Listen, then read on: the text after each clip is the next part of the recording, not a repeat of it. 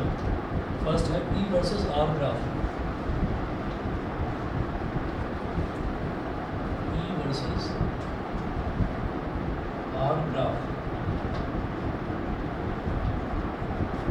इसमें देखिएगा the EMF of a cell is equal to the terminal potential difference of the cell when no current is drawn from it, hence EMF is independent of R and ER graph is a straight line as shown।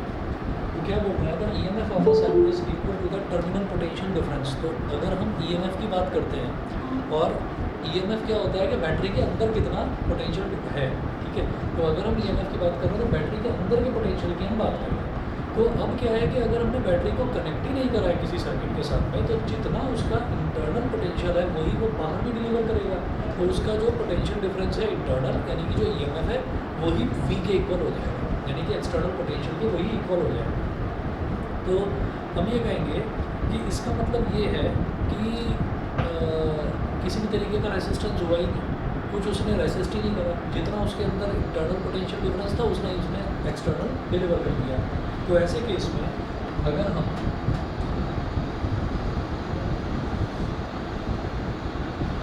E और R के बीच में graph बनाएंगे तो E हमने ले लिया इस तरफ, y एक्सिस पर ले लिया और x एक्सिस पर हमने ले लिया R।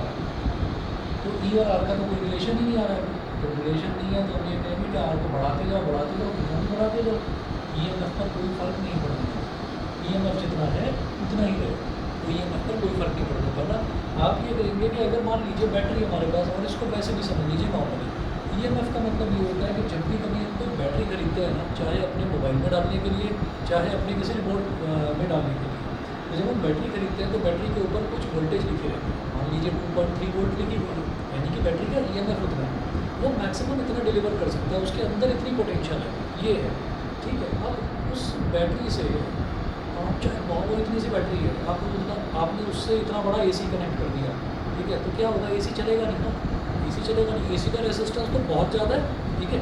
तो उसका उस EMF से क्या लेना देना है, ये कहते कुछ नहीं। आप AC क्या, AC से बड़ा कोई और बहुत बड़ी कोई डिवाइस वो लगा दीजिए आप, ठीक है, तो भी क्या है, आप रेसिस्टेंस जो है वो लगातार बढ़ाते जा रहे हैं, EMF वो तो बैटरी तो उतना ही रहेगी, तो मेरे अंदर तो 2.3 वोल्ट है, वो तो तुम्हारी कमी है, तुम चल ही नहीं पा रहे हो इतने कम वोल्टेज से, ठीक है। तो इसका मतलब E और R जो है, E और R के बीच में रिलेशन ये रहेगा कि आप R को रेसिस्टेंस को बढ़ाते जाइए, EMF टच समझ नहीं होने वाला, वो कहेगा मेरे अंदर तो जितनी वैल्यू है भाई उतनी है, मुझे तुमसे कोई लेना देना, ठीक है। चलिए, तो ये तो पहला हो गया E versus R graph. Second देखें V वर्सेस R ग्राफ, ये इम्पॉर्टेंट है, V वर्सेस R ग्राफ।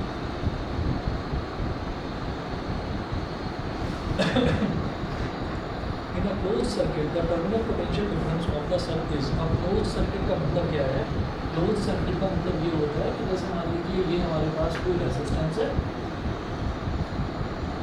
ये हमारे पास बैटरी लगी हुई है और बैटरी के अंदर कुछ छोटा सा, कुछ जरा सा इंटरनल रेसिस्टेंस होता है, बैटरी अंदर भी कुछ ना कुछ रेसिस्ट करती है, ठीक है। तो ये R हो गया, ये EMF E हो गया। अब क्या है कि ये ना तार काट रखा था बीच में से, मतलब कनेक्ट ही नहीं करा था इसको, जब कनेक्ट नहीं करा था तो इंटरनल रेसिस्टेंस का कोई रोल नहीं है, फिर कोई रोल नहीं है, लेकिन जैसे ही उसको कनेक्ट करते हैं तब ये दिखाई देता है कि 10 वोल्ट की बैटरी थी, डिलीवर 9.8 वोल्ट कर दी है। इसका मतलब जो 0.2 वोल्ट है वो कहाँ गया, तो 0.2 वोल्ट हमने कहा कि वो बैटरी के अंदर का जो रेसिस्टेंस है उसी ने उसको रोक लिया, इंटरनल रेसिस्टेंस ने ही उसको रोक लिया।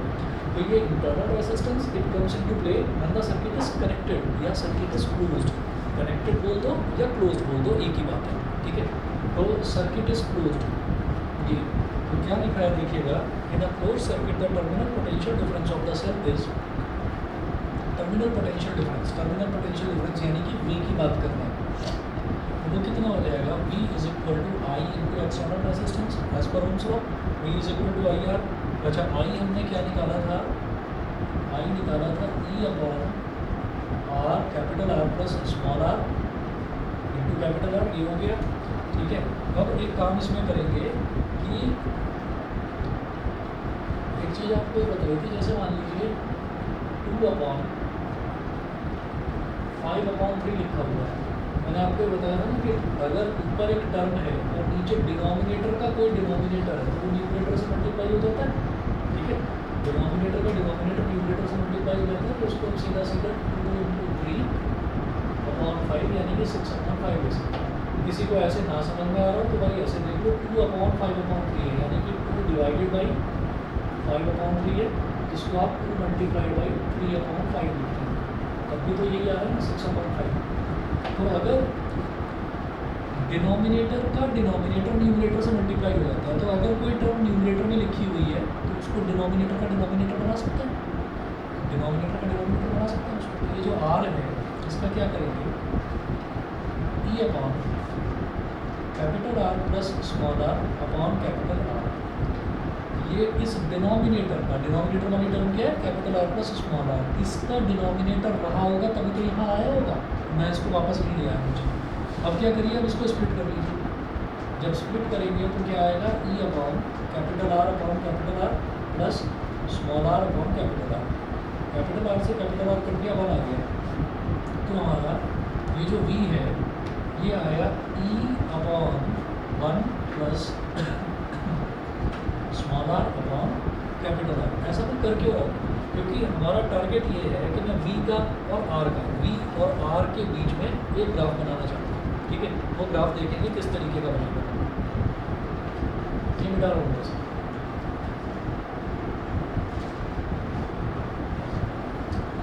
तो ये ग्राफ्स इतने इंपॉर्टेंट हैं, कई बार ये ग्राफ बना हुआ आ जाएगा, उन ग्राफ के अंदर क्वेश्चंस पूछ लेंगे, ठीक है। और जितना कर रखा है ना इसमें नोट्स में, बस इतना आप कर लीजिए सफिशिएंट है, ठीक।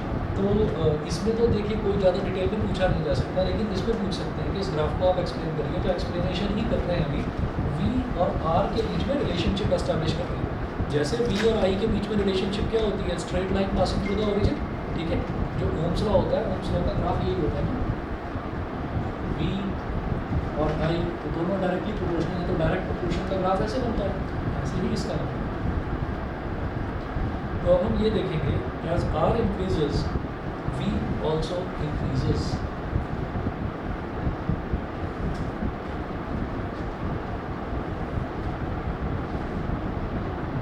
As capital R increases,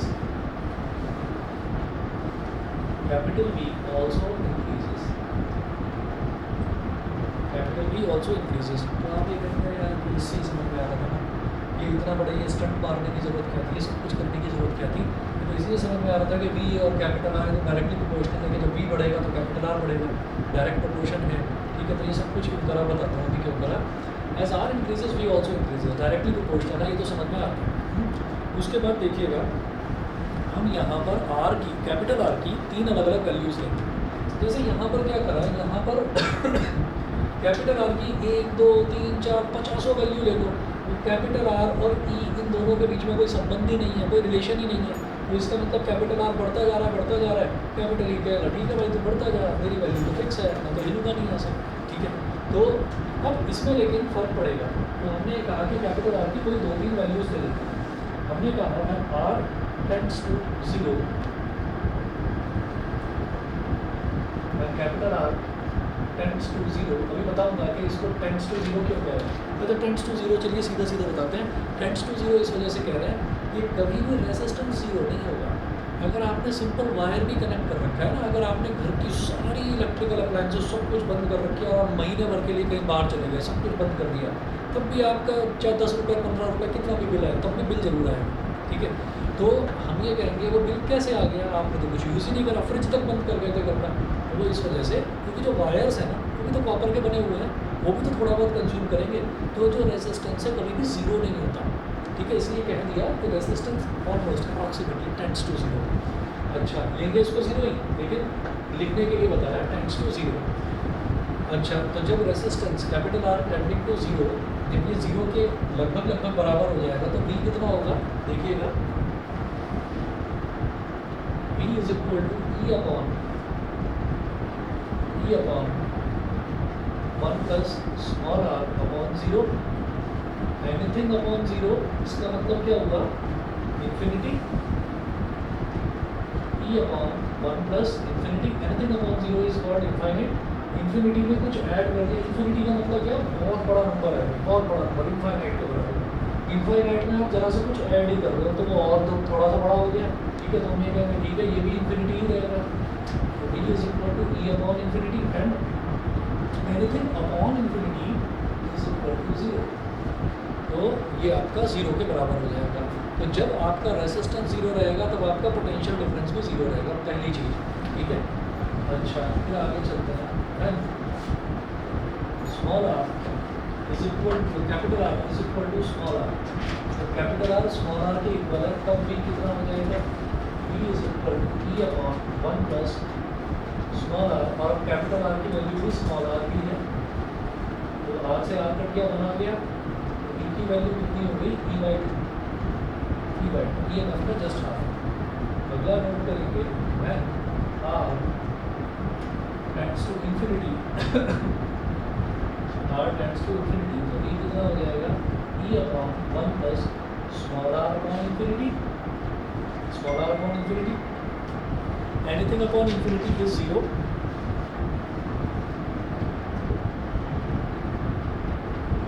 anything upon infinity is zero, तो E is equal to E upon 1 plus zero, 1 plus zero is 1।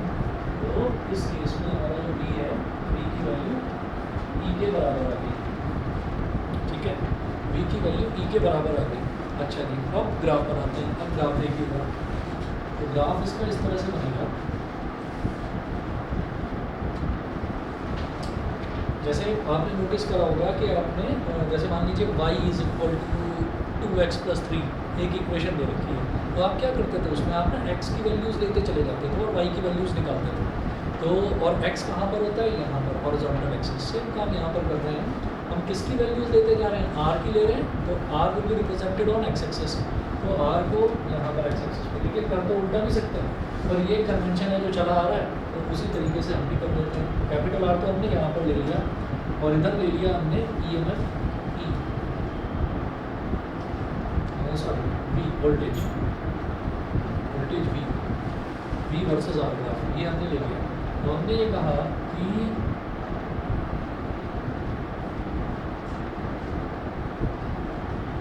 इधर कहीं वैल्यू E होगी, इधर कहीं वैल्यू E होगी, और वोल्टेज के बारे में हम ये जानते हैं कि वोल्टेज ईएमएफ से ऊपर नहीं जा सकता, तो वोल्टेज ईएमएफ से नीचे ही नीचे रहेगा, ज़्यादा से ज़्यादा इक्वल हो सकता है, लेकिन लगभग वो उससे कम ही रहता है, कभी ज़्यादा नहीं हो सकता, ठीक। अच्छा, तो इसको ना ऐसे बना देंगे, ये ग्राफ नहीं, डॉटेड लाइन का मतलब ग्राफ नहीं है, ग्राफ तो हमेशा बोल्ड लाइन से बनाया जाएगा। अब सोचिए हमारे पास कैपिटल आर की हमने 3 वैल्यूज ली थी, एक हमने ली थी 0, तो जब कैपिटल आर 0 तो वी भी 0, तो एक डॉट तो लगा दिया यहाँ पर, ठीक है, कैपिटल आर भी 0 और हमारा वी भी 0। दूसरा, जब capital R is equal to small R, तो यहाँ पर हमने एक वैल्यू ले ली स्मॉल आर, ये कैपिटल आर स्मॉल आर के इक्वल, ठीक है। तो जब कैपिटल आर स्मॉल आर के इक्वल है तो भी ई बाई टू के इक्वल, ई यहाँ पर है, ई बाई टू लगभग यहाँ पर आ गया, आधे में आ गया, एक डॉट लगा दीजिए यहाँ, जब कैपिटल आर स्मॉल आर के इक्वल तो वी आपका ई बाई टू के इक्वल। तीसरा देखिए, अगर आर टेंड्स टू इन्फिनिटी, तो आर टेंड्स टू इन्फिनिटी कहाँ पर दिखाऊंगे, यहाँ पर दिखाई नहीं सकते, तो आर टेंड्स टू इन्फिनिटी मतलब न जाने कहाँ पर है, तो वी इज इक्वल टू ई हो जाएगा। तो ऐसे में आप क्या करेंगे, आप इन दोनों को ज्वाइन करेंगे, इन दोनों को ज्वाइन करके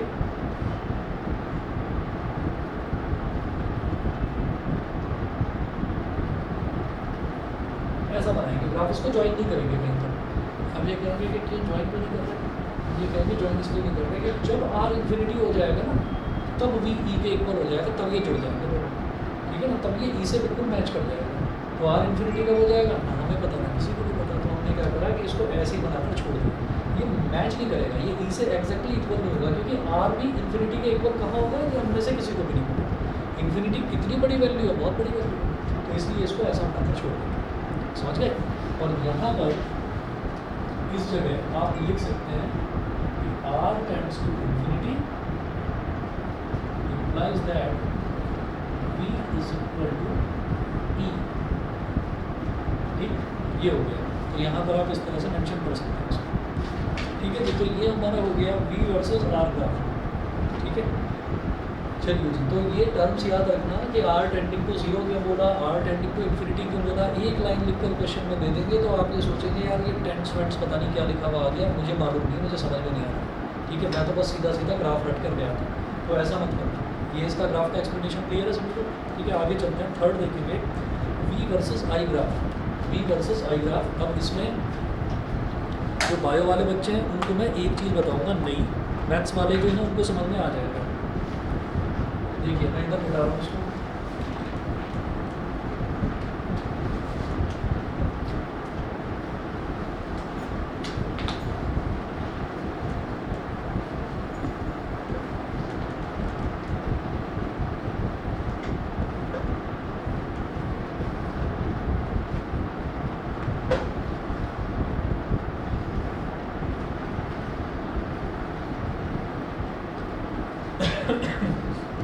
थर्ड है V versus I graph.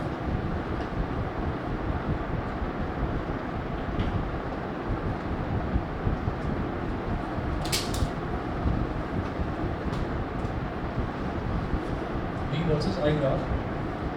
V is equal to E minus I R. V is equal to E minus I R. ठीक है, ये हमने देखा था, v is equal to E minus I R ये होता है। ठीक है, अगर याद ना आ रहा हो तो मैं आपको बता देता हूँ कि EMF डिस्ट्रीब्यूट करता है, EMF जो है पोटेंशियल डिफरेंस प्लस उसका इंटरनल पोटेंशियल, ये इसके इक्वल होता है। तो v इज इक्वल टू क्या हो जाएगा, ई माइनस आई आर के इक्वल। वही EMF जो है, EMF में क्या होता है कि EMF आपको ना सर्किट को पोटेंशियल डिलीवर करता है। तो उसने 10 वोल्ट था, मान लीजिए 10 वोल्ट था ये, तो उसने एक्सटर्नल पोटेंशियल यानी कि जिसको टर्मिनल पोटेंशियल डिफरेंस कहते हैं, पूरे सर्किट को तो उसने दे दिया 9.8 वोल्ट, पी 9.8 वोल्ट, और थोड़ा सा खुद अंदर ही खा गया, वो कितना है 0.2 वोल्ट। तो external potential difference plus internal potential difference दोनों को ऐड करोगे तो EMF के बराबर होगा, EMF से बड़ा नहीं हो सकता। तो इसलिए E is equal to V plus I R हो गया। तो V को क्या लिख सकते हैं, E माइनस आई आर। अब V is equal to E minus I R, it implies that V is equal to minus Ri plus E. V is equal to minus Ri plus E. अब आप समझिएगा, maths वाले बच्चे समझ लें, bio वालों के लिए थोड़ा सा नया है तो बता देना कहीं अटको तो। जो बायो वाले हैं उन्होंने 10th क्लास में एक चीज़ पढ़ी होगी, लीनियर इक्वेशन। लीनियर इक्वेशन, और स्टैंडर्ड लीनियर इक्वेशन ये होती थी ax plus by plus c is equal to 0। ठीक है, अब इसको रीअरेंज करके ax plus by plus c is equal to 0 ये याद होगा। ठीक है, नहीं याद हो तो मैं बस एक बार आपको बता रहा हूँ कि ये स्टैंडर्ड लीनियर इक्वेशन है। फॉर एग्जाम्पल हमारे पास कोई भी इक्वेशन ऐसे लिखी हुई है 2x plus 3y is equal to 7, तो आप ये कहेंगे कि अच्छा इसको ना स्टैंडर्ड फॉर्म में लिखिए, तो ये ऐसा हो जाएगा 2x plus 3y minus 7 is equal to 0। तो यहाँ पर मेरे लिए a क्या हो गया 2, b क्या हो गया y का कोफिशिएंट 3, और c क्या हो गया कांस्टेंट का -7, ये हो गया।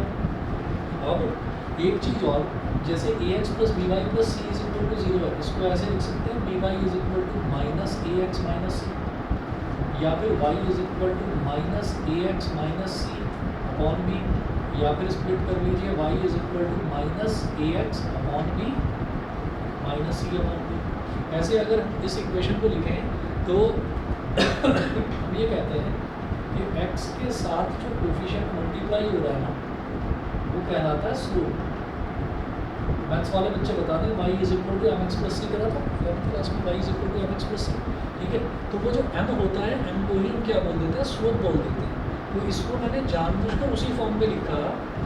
ये जो v है, इस v को मैंने इधर लिखा, अकेला करके लिखा, यानी कि ये कहाँ पर रिप्रेजेंट करना चाहता हूँ मैं इसको, y एक्सिस पर, और v वर्सेस i ग्राफ है, तो ये जो i है इसको मैं x एक्सिस पर रिप्रेजेंट करना चाहता हूँ। तो i के साथ जो मल्टीप्लाई हो रहा है term that is slope, x के साथ जो मल्टीप्लाई हो रहा है टर्म दैट इज स्लोप।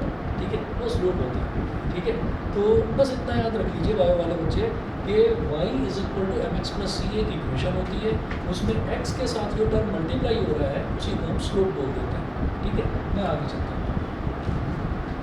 तो यहाँ पर लिखा हुआ भी है which resembles with the equation of a straight line y is equal to mx plus C with a negative slope of minus r। तो आपको दिखाई दे रहा है कि i के साथ माइनस r मल्टीप्लाई हो रहा है, तो नेगेटिव स्लोप वैसे ही समझ लो, कॉमन लैंग्वेज में भी हमको पता ही है कि जैसे मान लीजिए हम कहीं जा रहे हैं तो कहीं पर चढ़ना है, ऊपर ऐसे ऊपर इंक्रीजिंग स्लोप दे रखा है, तो इंक्रीजिंग स्लोप तो ऊपर की तरफ चढ़ता हुआ होता है। फॉर एग्जाम्पल अभी तो स्लोप थोड़ा कम हो गया, सोसाइटी रोड थोड़ी ऊंची हो गई है, रोड से सोसाइटी के लिए थोड़ा सा ऊपर चढ़ना पड़ता है, ठीक है, तो वो क्या हो गया, वो इंक्रीजिंग स्लोप हो गया। और डिक्रीजिंग स्लोप क्या होता है, नीचे को उतरते हुए, तो ग्राफ यहाँ पर डिक्रीजिंग स्लोप वाला बनेगा। ये जो लाइन है, पहली चीज़ ये पता चल गया कि ये जो इक्वेशन बन रही है, इस इक्वेशन से मुझे ये समझ में आ गया कि y is equal to M X plus C से रिजेंबल कर रही है। तो इसका मतलब क्या है, ये स्ट्रेट लाइन बनेगी, ये स्ट्रेट लाइन बनेगी, y is equal to M X plus C straight line की इक्वेशन होती है। इसीलिए उसको लीनियर इक्वेशन बोला जाता है, लीनियर इक्वेशन, क्योंकि उसको प्लॉट करेंगे तो लाइन बनेगी। ठीक, चलिए तो अब इसके लिए मुझे अलग अलग वैल्यूज़ लेकर दिखाने की जरूरत नहीं है। As the graph between v and i will be as shown. तो v और i के बीच में ग्राफ ऐसे बन जाएगा। भाई i को कहाँ ले रहे हैं, एक्स एक्सिस पर, तो i हमारा यहाँ पर आएगा एक्स एक्सिस पर, ठीक है, i इधर आ गया, और v को y से मैच करा रहे हैं, तो v हमारा इधर आ गया। अब ये ऐसे डिक्रीजिंग स्लोप, ठीक है, अगर ये प्लस r होता तो इसी को मैं ऐसे बना देता। अब देखिएगा यहाँ पर हम लिख देंगे slope is equal to minus r, zero है। अच्छा, इसके बाद देखें, एक पॉइंट ले लिया हमने a, एक पॉइंट यहाँ पर ले लिया b। अब है at point a i is equal to zero. Point a पर जो अगर एक्स वाई एक्सिस पर कोई पॉइंट हम लेते हैं तो वहाँ पर x की वैल्यू जीरो होती है ना, तो अगर मैं वाई एक्सिस पर ले रहा हूँ यानी कि v एक्सिस पर ले रहा हूँ तो यहाँ पर i की वैल्यू जीरो हो जाएगी। तो at point a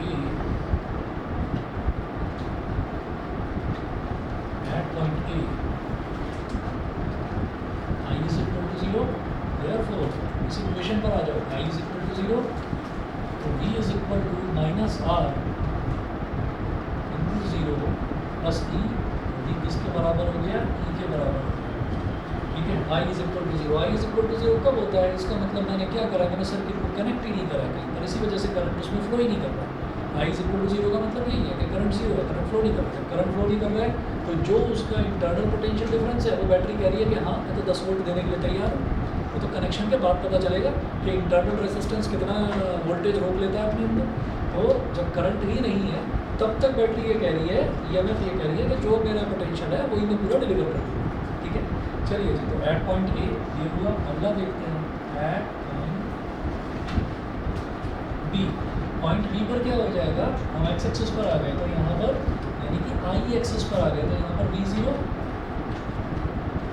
B is equal to zero, इसमें डाल दीजिए zero is equal to minus R I plus E, R I is equal to E, तो आई इज इक्वल टू क्या हो जाएगा, E upon R, I is equal to E upon R, या R is equal to E upon I. ये तब है जब हमने ये कहा कि हमने एक्सटर्नल कोई पोटेंशियल डिफरेंस लिया है, एक्सटर्नल पोटेंशियल डिफरेंस कुछ है ही नहीं, तो उस केस में I is equal to E upon R या R is equal to E upon I, ठीक है जी। ये तीन ग्राफ लीजिए, इसके बाद आप इसके क्वेश्चंस पर आ जाइए। पहला क्वेश्चन देखिएगा पेज नंबर 46 पर। A cell of EMF 2 volt and internal resistance 0.1 ohm is connected to a 3.9 ohm external resistance.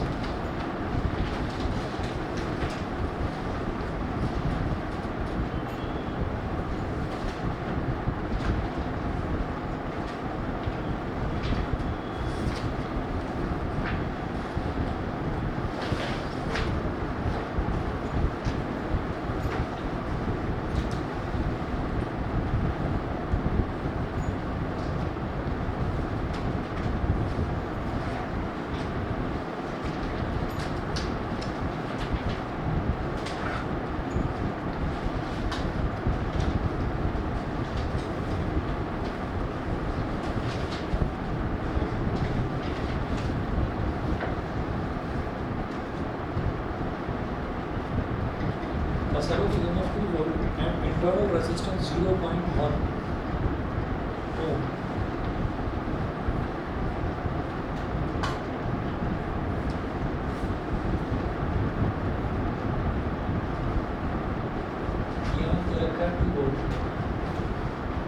Internal resistance दे रखा है इसका 0.1 ohm. Internal resistance is always connected in series with the battery. Small r is equal to 0.1 ohm. 3.9 ohm external resistance, तो external resistance ऐसे connected है।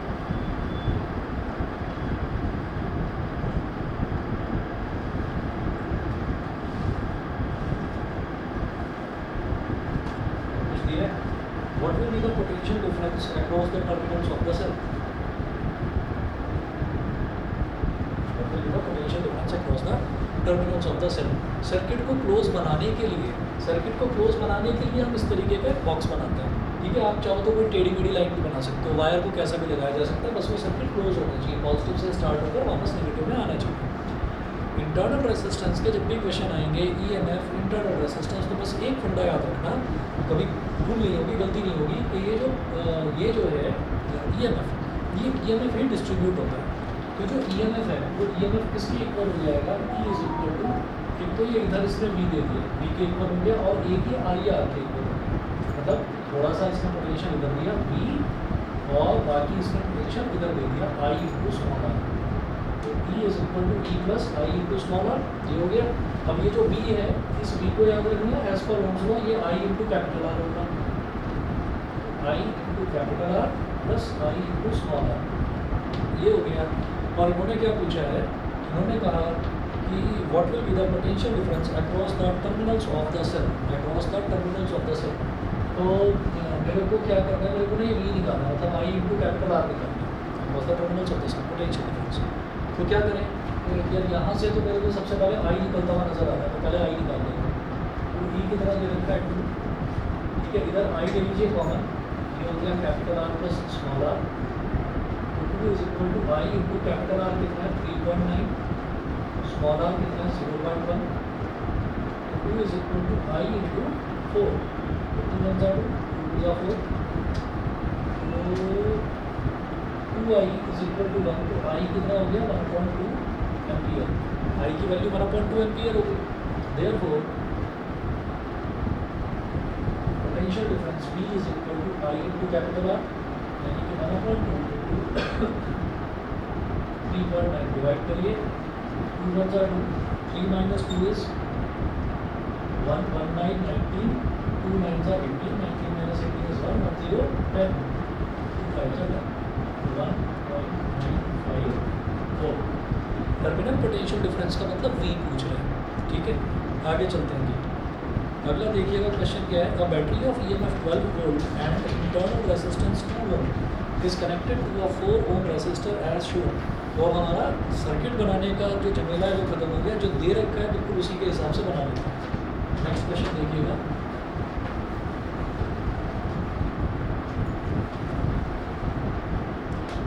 एक battery है, उसका ईएमएफ 12 वोल्ट दे रखा है, और जिस तरह से कनेक्शन है वो कनेक्शन में बना रहा हूँ।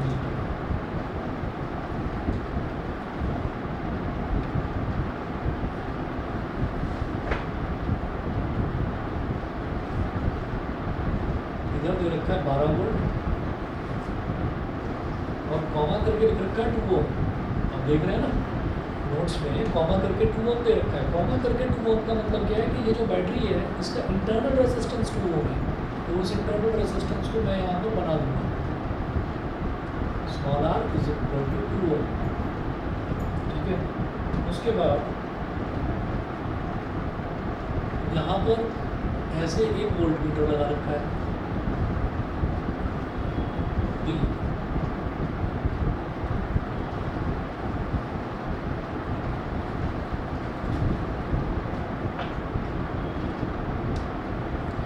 फिर है 4 ओम नीचे और एक एमीटर,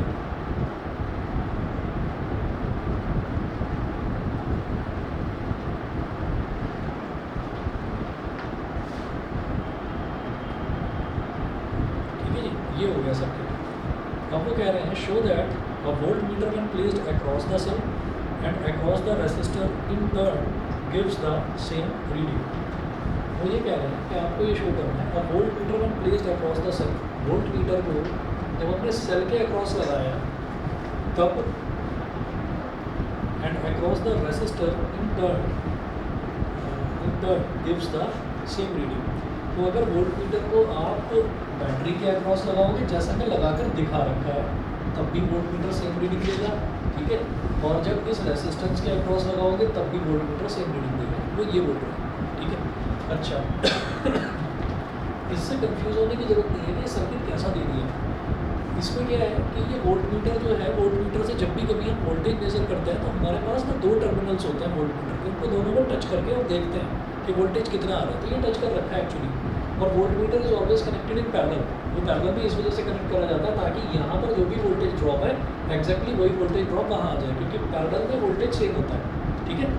और जो एमीटर है सीरीज़ में, क्योंकि करंट सेम होता है तो एमीटर किस लिए लगाया गया, इसके अक्रॉस करंट मेजर करने के लिए, फालतू में डराने के लिए लगा दिया यहाँ पर, ठीक है। मेरे को इसका कुछ करना नहीं है, एमीटर की रीडिंग नहीं निकालनी है।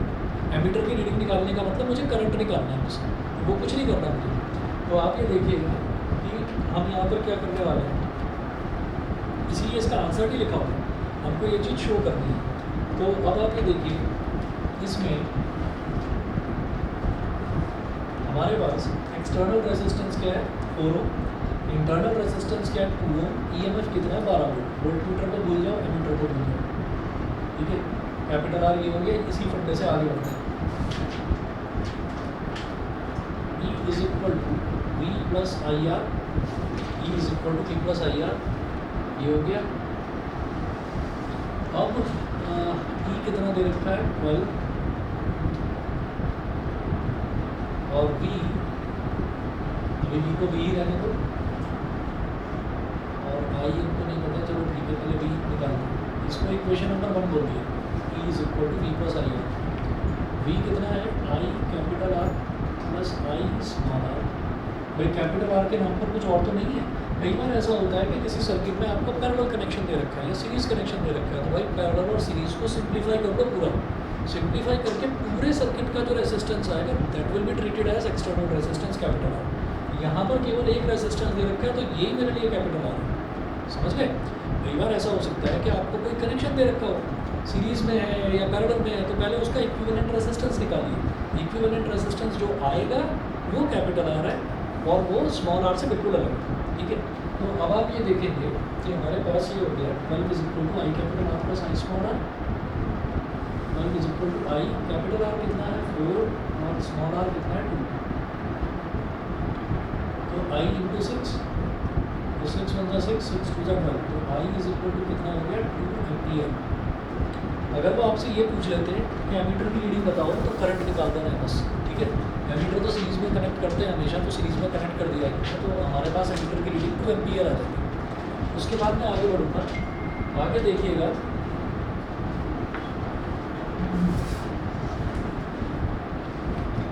आगे मेरे को V निकालना है, तो V कैसे निकलेगा, V is equal to I capital R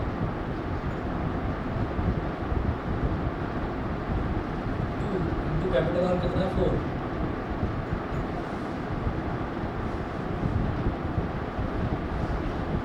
कितना हो गया 8 वोल्ट, 8 वोल्ट हो गया, ठीक है। इसको लिखेंगे reading of the voltmeter when connected across, क्या पूछा था, across the resistor, across the resistor, that is capital R। यहाँ तक बताइए, यहाँ तक समझ गए, यहाँ तक समझ में आ गया। अच्छा जी, अब क्या होगा, अब वहाँ पर हमने कनेक्ट कर रखा है इसको वोल्ट मीटर।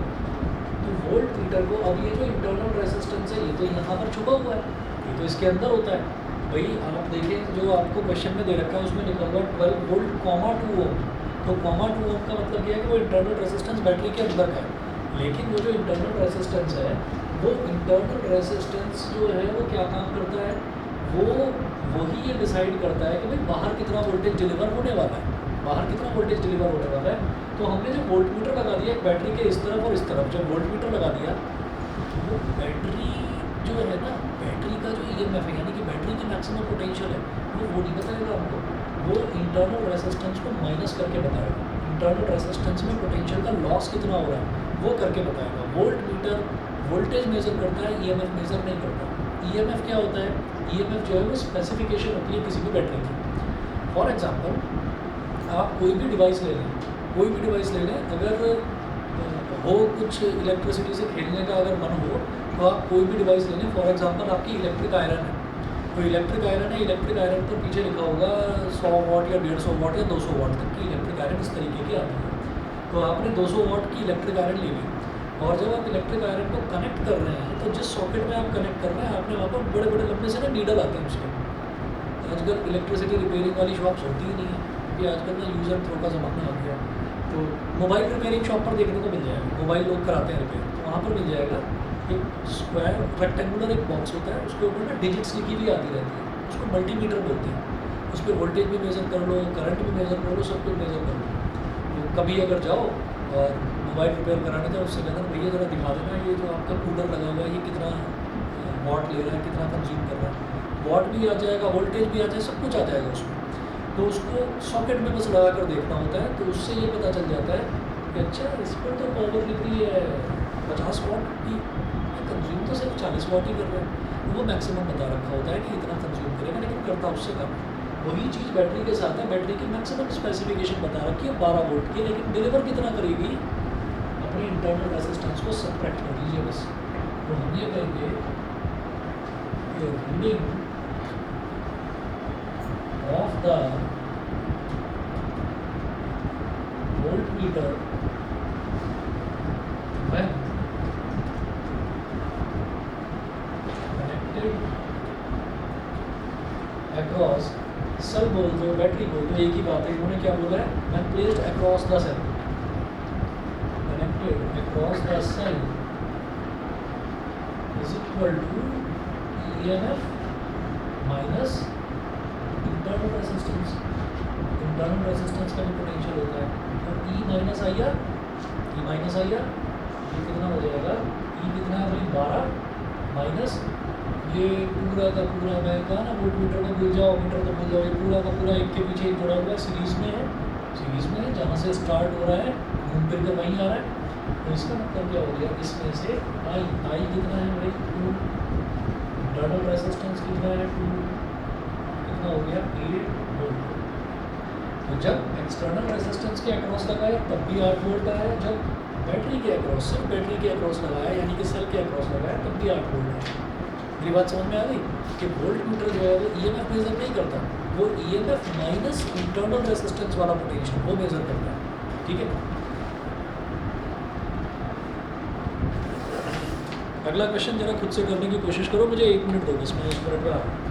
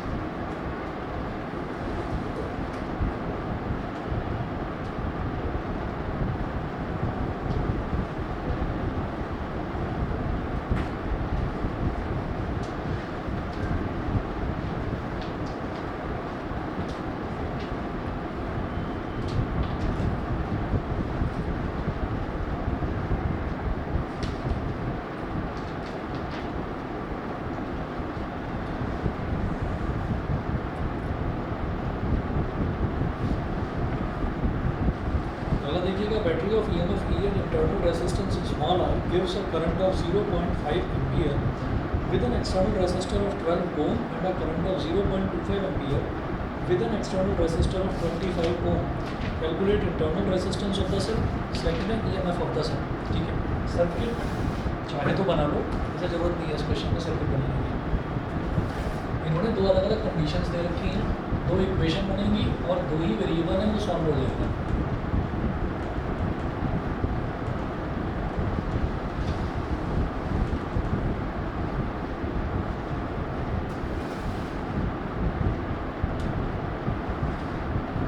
क्वेश्चन 3 है, a battery of EMF E and internal resistance small r gives a current of 0.5 ampere with an external resistor of 12 ohm। तो जो थर्ड क्वेश्चन है इसमें केस फर्स्ट की बात करेंगे। तो केस फर्स्ट में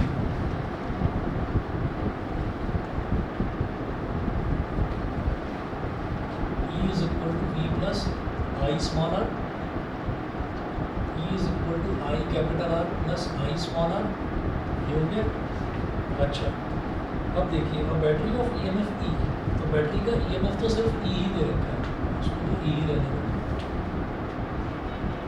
and internal resistance small r, internal resistance small r दे रखा है, gives a current of 0.5 ampere, 0.5 ampere with an external resistor of 12 ohm।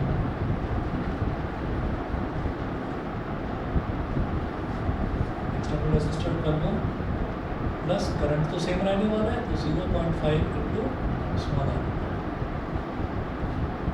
E is equal to 12 into 0.5 कितना हो जाएगा, 6 प्लस 0.5 r।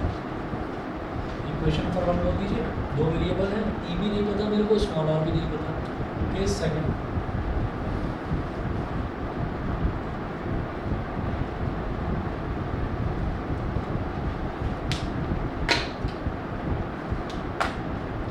हाँ जी सेकंड केस देखिएगा। सेकंड केस में बोल रहे हैं and a current of 0.25 ampere with an external resistor of 25 ohm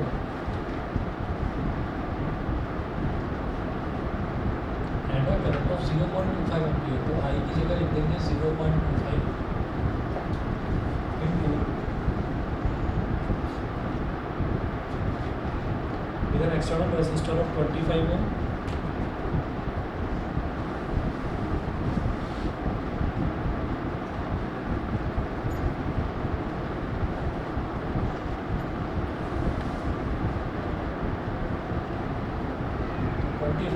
का कितना होता है, 625, ये हो गया 6.25 प्लस 0.25 r। इक्वेशन नंबर 2, ये इक्वेशन 1 है, ये इक्वेशन 2 है, दोनों को इक्वेट कर दो। भाई ये भी E के इक्वल है, ये भी E के इक्वल है, EMF तो चेंज हो ही नहीं रहा, इंटरनल रेजिस्टेंस भी चेंज नहीं हो रहा है। आप ये कहें इक्वेटिंग कांस्टेंट्स हैं।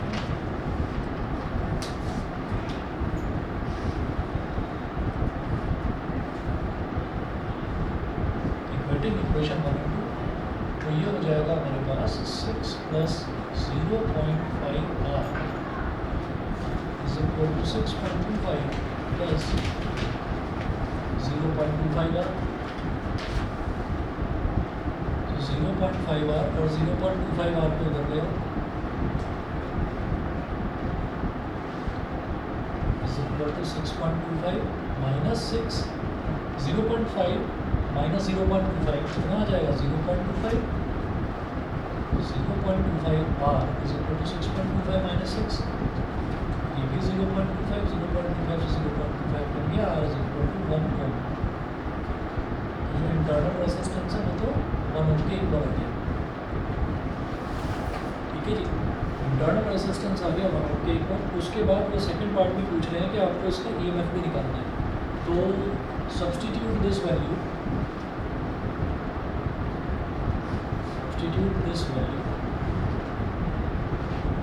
आपका जिसमें मन करे उसमें रख दीजिए, चाहे तो इक्वेशन नंबर 1 में रख दो, चाहे इक्वेशन नंबर 2 में रख दो, मैं तो 1 में रखूँ।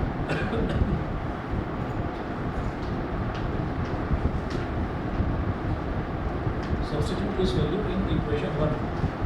इक्वेशन 1 जो है E is equal to 6 plus 0.5 R तो 1 है, तो 6 प्लस 0.5 इंटू 1 ये हो गया 6.5 वोल्ट, ये हो गया। ठीक है, तो ये जो EMF और इंटरनल रेजिस्टेंस वाले क्वेश्चन है, इसमें ये बेसिक फंडा याद रखकर चलना कि EMF ही डिस्ट्रीब्यूशन करता है, एक तो V और एक IR, E is equal to V plus IR। दूसरी चीज़ कि अगर कोई भी आपको कॉम्प्लेक्स सर्किट दे रखा है तो उस कॉम्प्लेक्स सर्किट को पहले सॉल्व करके उसका रेजिस्टेंस, इक्विवेलेंट रेजिस्टेंस निकालेंगे। वो इक्विवेलेंट रेजिस्टेंस ही कैपिटल R की तरह बिहेव करेगा, फिर ये फॉर्मूला लगाएंगे। ठीक है, तो अभी हमने तो तीन क्वेश्चन करें, 1 2 3 4 5 6 नहीं 3 4 5 क्वेश्चन और दे रखे हैं, और हो सकता है आपसे ग्राफ वाला क्वेश्चन ना हो। ग्राफ वाला वैसे आसान है, अगर करने की कोशिश करेंगे तो हो जाएगा। देखिएगा, ट्राई करिएगा, हो जाता है तो ठीक है, नहीं तो मैं कर लूँगा। ठीक है ना, इतना कर लीजिए।